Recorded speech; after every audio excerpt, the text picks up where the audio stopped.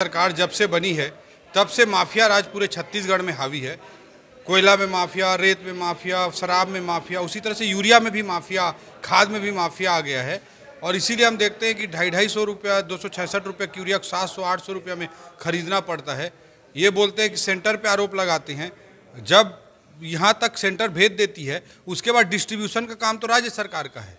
तो जब कालाबाजारी करने वाले के पास पहुंचता कैसा है, इसके लिए तो पहुंचता कैसे, उसके लिए तो जिम्मेदार राज्य सरकार ही है।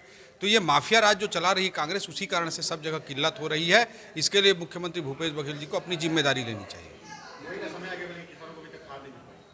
यही दुखद है। यूरिया में, खाद में भी माफिया है। ये लोग माफिया राज उसमें भी चला रहे हैं। गोबर में भी माफिया घुसा दिए हैं, इसलिए 2 रुपये किलो गोबर खरीद के 10 रुपये में ज़बरदस्ती वापस किसानों को बेच रहे हैं।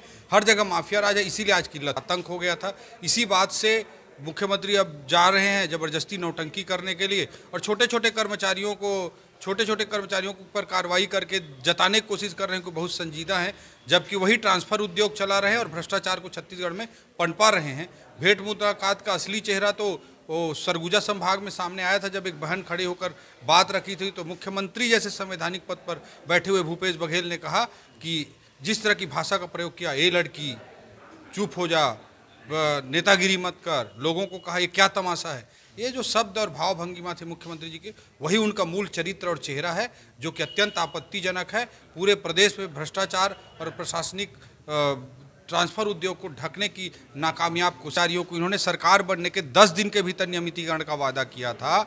आज 4 साल गुजर गए हैं, लेकिन बिजली विभाग के कर्मचारियों पर लाठी बरसा रहे हैं, मनरेगा के कर्मचारी व रोजगार पाली हैं। इस तरह का कुछ भी ये करते हैं। संविदा कर्मचारियों को, अनियमित कर्मचारियों को इन्होंने सरकार बनने के 10 दिन के भीतर नियमितीकरण का वादा किया था। आज 4 साल गुजर गए हैं, लेकिन बिजली विभाग के कर्मचारियों पर लाठी बरसा रहे हैं। मनरेगा के कर्मचारी 12,000 साथी एक साथ सामूहिक इस्तीफा देने के लिए मजबूर हो रहे हैं। ये आज छत्तीसगढ़ प्रदेश की सच्चाई है।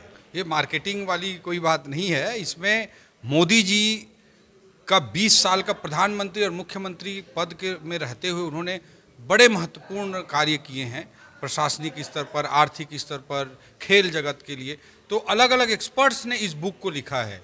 पीवी सिंधु जी ने इस स्पोर्ट्स पे, आर्थिक विषयों पर पनगरिया साहब ने, नंदन नीलकणी साहब ने, इस तरह के लोगों ने लिखा है। लता मंगेशकर जी ने प्रस्तावना लिखी है।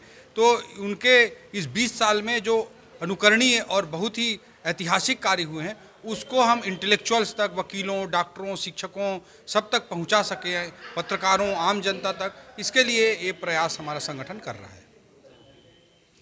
हमसे जुड़े रहने के लिए हमारे YouTube चैनल को सब्सक्राइब करें और नई वीडियो की नोटिफिकेशन के लिए बेल आइकॉन को दबाएं। अगर आप ये वीडियो Facebook पर देख रहे हैं तो लाइक जरूर करें और ज्यादा से ज्यादा शेयर करें। धन्यवाद।